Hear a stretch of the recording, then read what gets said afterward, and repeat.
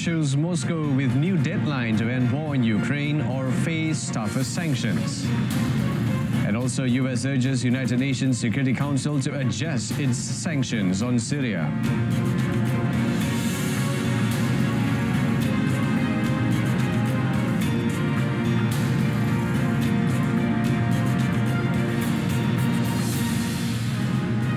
Good afternoon and salam Malaysia Madani. I'm Brendan Lepal. Now, Thailand and Cambodia have agreed to an unconditional ceasefire effective midnight following peace talks mediated by Prime Minister Datuk Seri Anwar Ibrahim in Putrajaya yesterday. With us right now, joining us, of course, the CEO, strategic expert and political analyst, Professor Dr. Azmi Hassan, to provide us insights and delve into the implications and prospects of this agreement. Welcome, Prof. Thank you, Brendan. Thank you so much for joining us, Prof. It's always a pleasure having you here. Now, Prof, the ceasefire was reached after 5 days of conflict. How quick is that response given the scale of this conflict? It was very quick, Brandon. Even President Trump also came out very surprised, and he took the credit for it. It doesn't matter, but again, the immediate ceasefire, even though 24 hours, Brandon, it created an opportunity for both Prime Minister of Thailand and Cambodia to talk to each other, because this is a very sensitive matter that they need to talk to each other so that a compromise. I think Thailand and Cambodia need to do some compromisation here so that the 24 hours ceasefire can be extended longer, so that the framework of the agreement can be achieved permanently, Brandon. Right. Now, in the past 5 days, we have several measures, and it was imposed as well. As the conflict, of course, erupted, border closings, ambassador expulsions, trade restrictions, just to mention a few. Now, how long can we expect things to go back to normal? Well, it's going to take some time. I think that's the reason why the Prime Minister of Malaysia instructed our Foreign Minister, Tomat, plus the Foreign Minister of Thailand and Cambodia to talk to each other, because we need to go beyond the 24 hours. So getting the immediate ceasefire, I think the starting point of it. I think Prime Minister of Thailand and Cambodia put their trust in the Prime Minister of Malaysia, because we have shown that we can be fair, we can be neutral, and we are part of ASEAN. We don't need this kind of skirmishes, even though the clashes are concentrated at the border area. But what we are afraid that it can go beyond the border. So I think all the three foreign ministers will need to work out the framework so that the 24-hour ceasefire can be extended beyond the 24 hours, Brendan. Thank you, Prof. Now, in its role as ASEAN chair, what does Malaysia stand to gain from helping two ASEAN members resolve this particular conflict? Well, Brandon, it's our responsibility as a chair for ASEAN to be involved in this particular matter.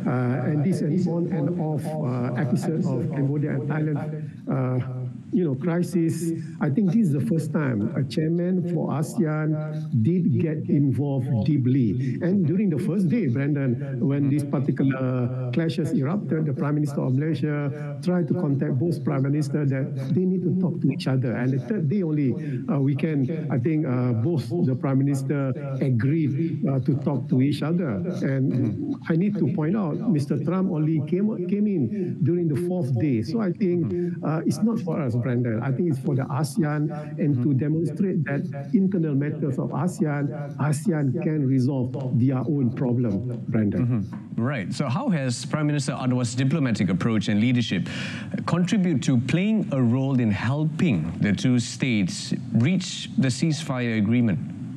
Well, if you ask in terms of percentage, I would say nearly 90% because of Dr. Seri Anwar. No, really, Brandon, I think why? I think one of the strategies Dr. Anwar is to invite United States and also China, because these both superpowers has huge influence on Cambodia and also Thailand. I think that's the reason why strategically Dr. Seri Anwar invited, so that Dr. Seri Anwar as a chairman has some leverage toward both nations. So I guess I would say that 90% because of Datuk Seri Anwar, I think it's not something that we cannot sustain. I think I can defend it. Why I say 90%, Brendan. And Prof, you did mention that US President Donald Trump came in on the fourth day, but how much influence did US President Donald Trump's decision to threaten a halt to all tariff negotiations led to Thailand and Cambodia to stop the fighting? Yeah, I think there is some leverage that Datuk Seri Anwar used when President Donald Trump came in on the fourth day, because as the chairman of ASEAN and also Cambodia and Thailand knew that they cannot afford to have President of the United States involved directly, because he will use his power, tariff as you mentioned, to put, what he wants. He wants peace, correct, but whether he understood the sensitivity of this particular issue, I'm quite, quite susceptible to it, that Mr. Trump does not really understand. And we, Malaysia, part of ASEAN, we are part of Southeast Asia, really understand this particular sensitivity of issue. So I think partly Datuk Seri Anwar used United States and also to some extent China to, to regain or to get the 24-hour ceasefire. Now, Prof, as a mediator to reaching of the ceasefire, what can Malaysia do to avoid either party from breaking the ceasefire and ensuring the peace, ensuring that it will last? Yeah, Datuk Seri Anwar, as I mentioned before this, already instructed all the three foreign ministers sit down, talk to each other to ensure that the ceasefire are adhered to. And if worse comes to worse, I think Prime Minister Datuk Seri Anwar said we can send some, I would say, observers at that particular area. I think this is what we are trying to do it diplomatically first before sending our observers. And I really believe that both Prime Minister of Thailand and also Cambodia put their trust on Prime Minister of Malaysia in this particular case, because we have shown that, for example, one clear example is Bangsa Moro. We are the mediator, and currently we are also the mediator between Thailand and also BRN, Barisan Revolusi Nasional of Southern Thailand issue. So I think the trust is, very quite solid from Thailand and Cambodia towards Datuk Seri Anwar Ibrahim. All right, but what specific outcomes are we talking about here, especially from Prime Minister Anwar's mediation efforts when it comes to demonstrating his commitment to regional stability? Well, one thing for sure is that I would like to say, Brandon, is that how delicate is this particular issue and how strategically Datuk Seri Anwar maneuvered United States and China, or may I use the word, use United States and China. So it shows that Datuk Seri Anwar as a chairman said it, I think, quite a lot, that ASEAN should not be divided by the competing superpowers, China and United States, but at certain time, we can use them. So I think that's the greatest lesson we can learn from the remaining 6 months, Malaysia, the chairman of ASEAN, Brandon. Right. Thank you so much, Prof, for the insights, and of course your information in helping us to understand the broader implication of the ceasefire agreement. Thank you so much once again, Prof. Thank you for having me. Now, the groundwork has been laid out, but sustaining peace will demand vigilance, diplomacy, and long-term commitment from all parties. Now, that brings us to an end of this segment. The ceasefire between Thailand and Cambodia has already in effect, and all eyes will be on how both sides implement the deal in the coming days. And to our viewers, continue staying with us. We will continue with our bulletin right after the break. Stay tuned.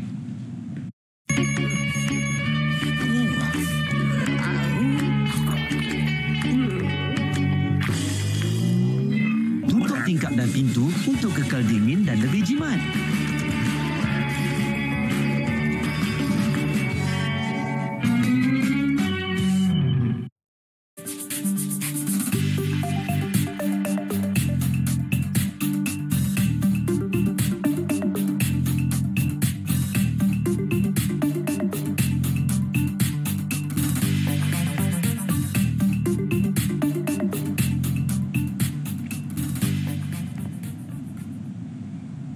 welcome back to World Today. Prime Minister Datuk Seri Anwar Ibrahim has arrived at Istana Merdeka in central Jakarta to attend the 13th Malaysia-Indonesia annual consultation.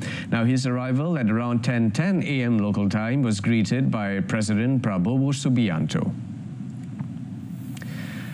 Both leaders then attended a photo session before holding a four-eyed meeting. The Prime Minister and President Prabowo are expected to witness the exchange ceremony of 4 memorandums of understanding in the sectors of land, border, healthcare cooperation, as well as information and communication technology.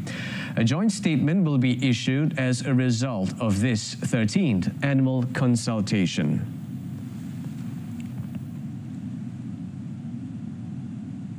And moving on, US President Donald Trump has issued Moscow with a dramatic new deadline to end the war in Ukraine or face tough new sanctions, saying he is not very interested in talking to Russian President Vladimir Putin anymore, and he is very disappointed with Putin over continued strikes on Ukraine.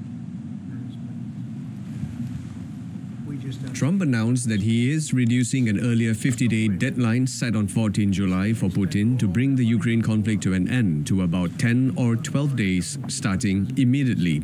I'm going to make a new deadline of about 10 or 12 days from today. There's no reason in waiting. There's no reason in waiting. It's 50 days. I want to be generous, but we just don't see any progress being made. Trump has threatened sanctions on both Russia and buyers of its exports unless progress is made. The fresh deadline suggests the US president is prepared to move forward on those threats after previous hesitation to do so. In response, Ukrainian President Volodymyr Zelensky praised Trump's particularly significant statement as timely in trying to move forward to a peace settlement. He said Ukraine favored tougher sanctions as a key element in ending the war. On another matter, Trump on Monday vowed to set up food centres in Gaza as he spoke during a visit to Scotland, where he met British Prime Minister Keir Starmer.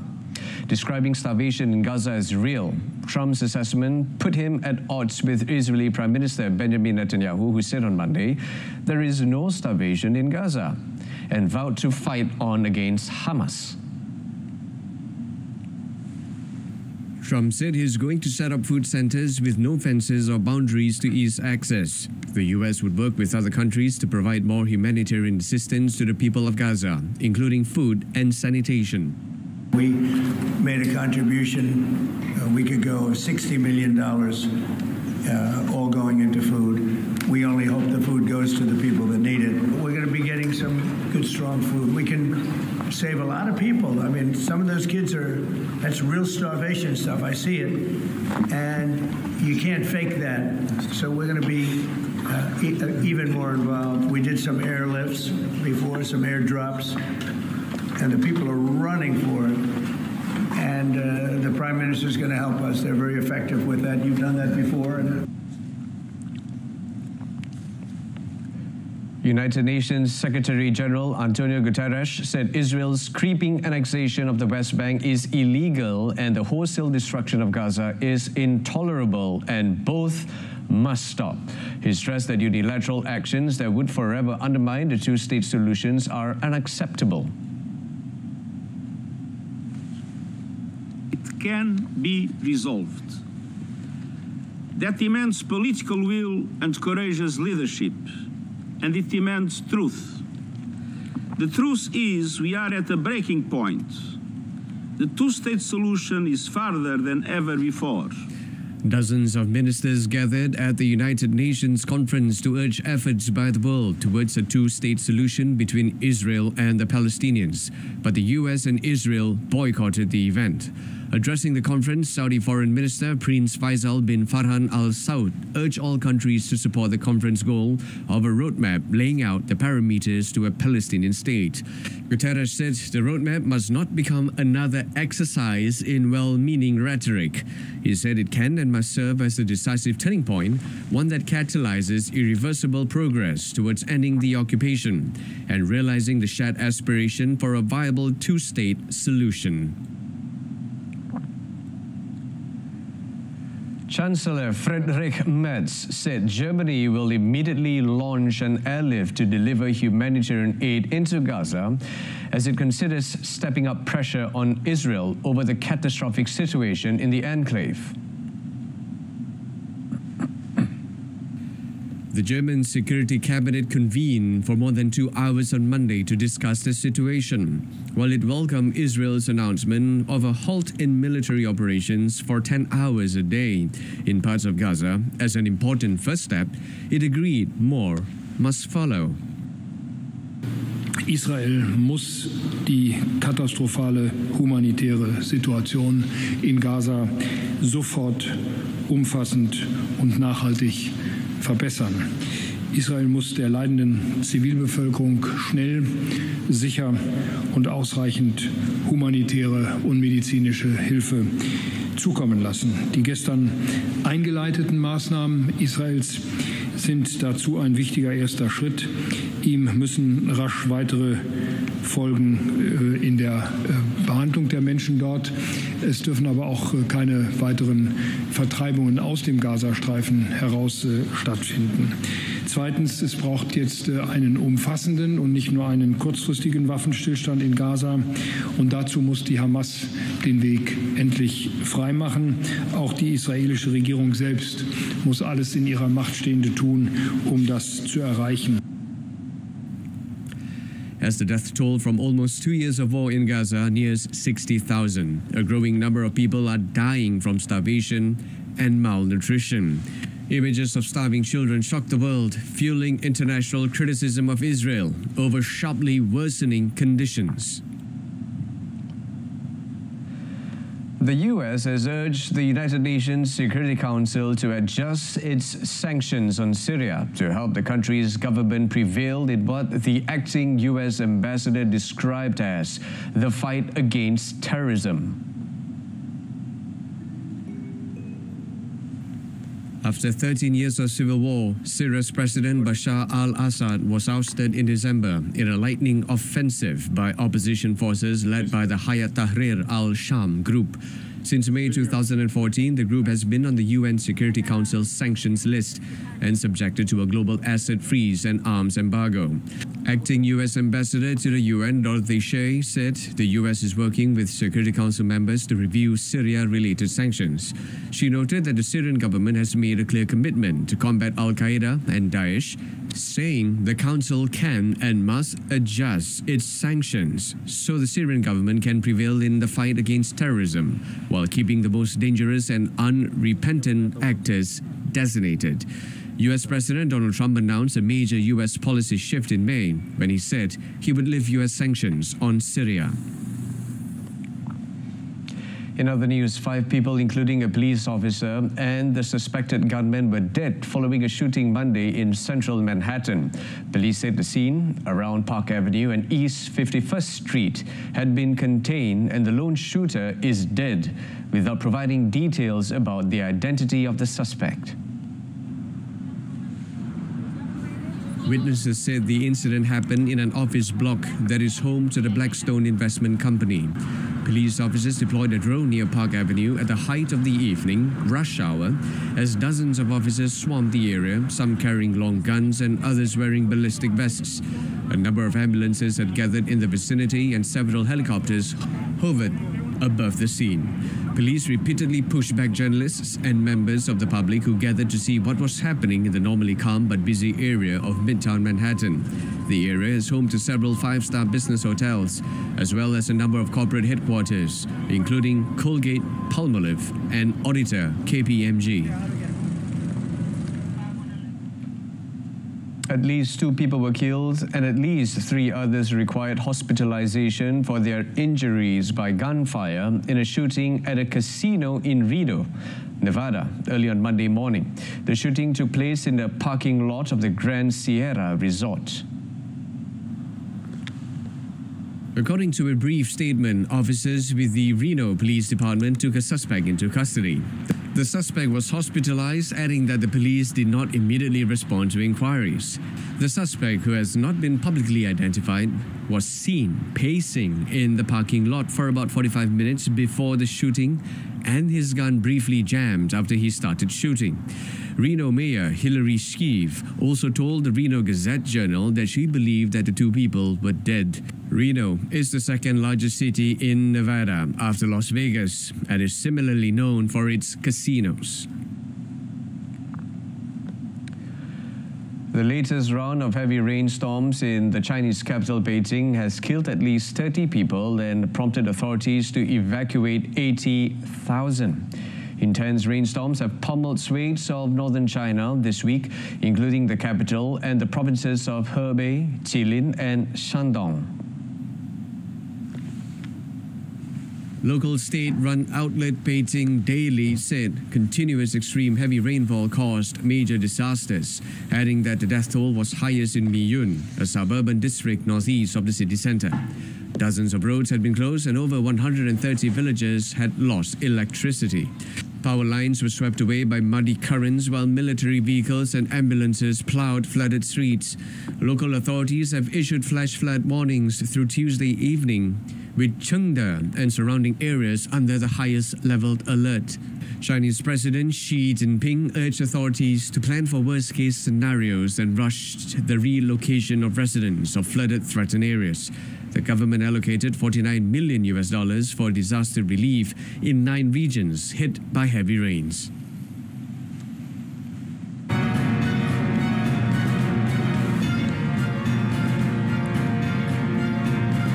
In sports, national contingent failed to meet 7 medals goal for World University Games. Stay tuned.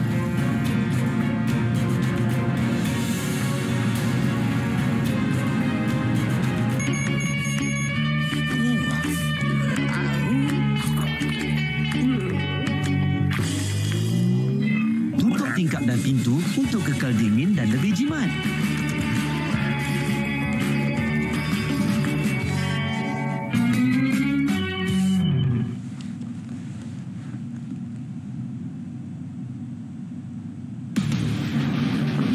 GT 2025 Series dengan 8 siaran langsung perlumbaan.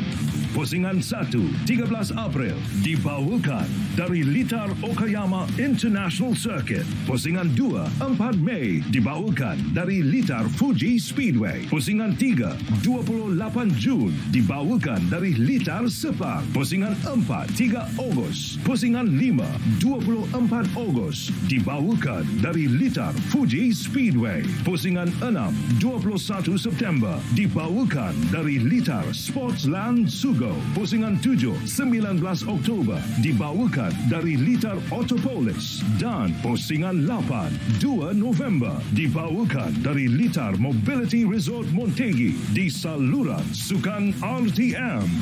Juga secara penstreaman langsung di RTM Click. Welcome back. In sports, the national contingent failed to meet the 7 medal goals set for the 2025 World University Games. This was the worst achievement for the contingent since the 2019 edition in Napoli, Italy.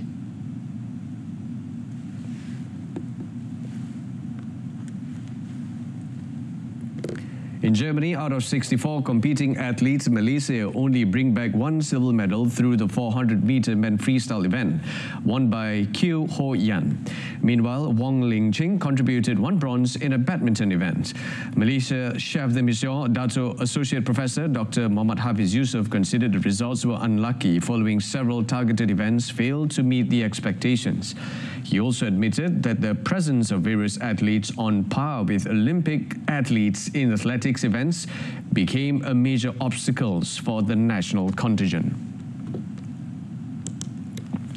Lorena Wiebes prevailed in a chaotic sprint to claim victory in the third stage of the Tour de France Fama on Monday, edging fellow Dutch rider Marianne Vos, who took the overall lead after a 163.5-kilometer ride from La Gacilly to Auger. Sprint specialist Wiebes, who narrowly lost stage 2 to Mavi Garcia, made an explosive push for the finish, as a crash in the final 4 kilometers temporarily took out several riders, including 2023 champion Demi Vollering.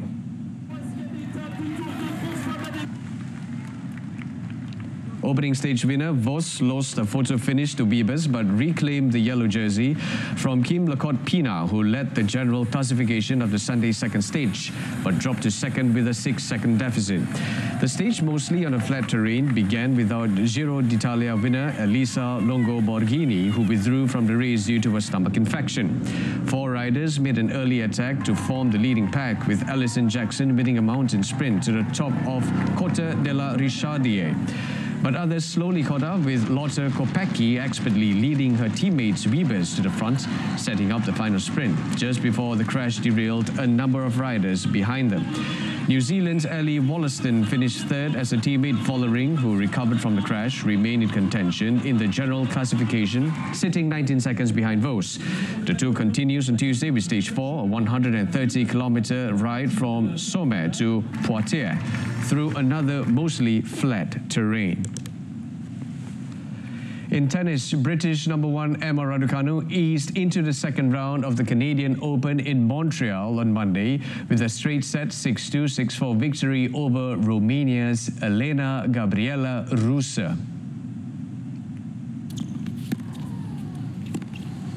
Fresh off of a semi-final of the season at last week's Washington, D.C. Open, Raducanu staved off 5 breakpoints in their opening service game before winning 5 straight games to seal the first set. Raducanu then saw her serve broken twice in the second set, but the former U.S. Open champion held on, breaking Ruse for 5-4 and serving out for the match. She will face Peyton Stearns of the United States next, who earned the first round bye as the lowest ranked seed at the hardcourt WTA 1000 event.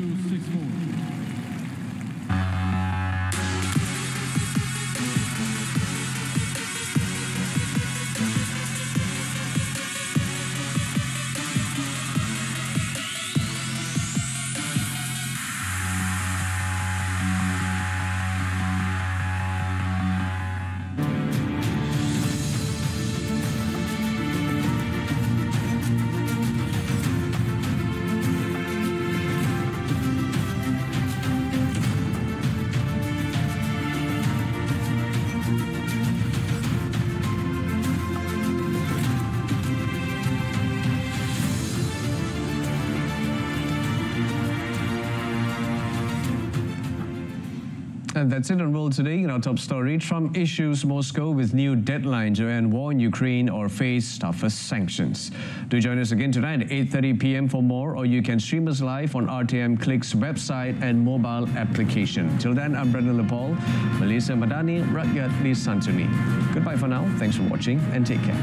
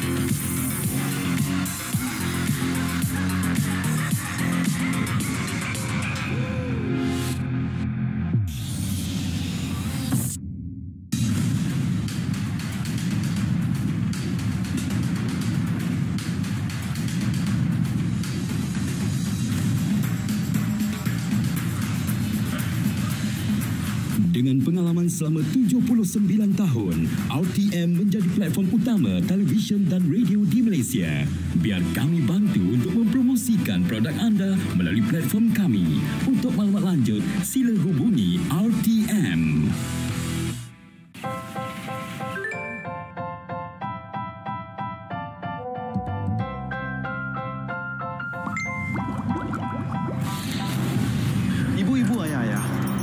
kita kini terdedah kepada dunia tanpa sempadan, penuh ancaman dan tipu daya.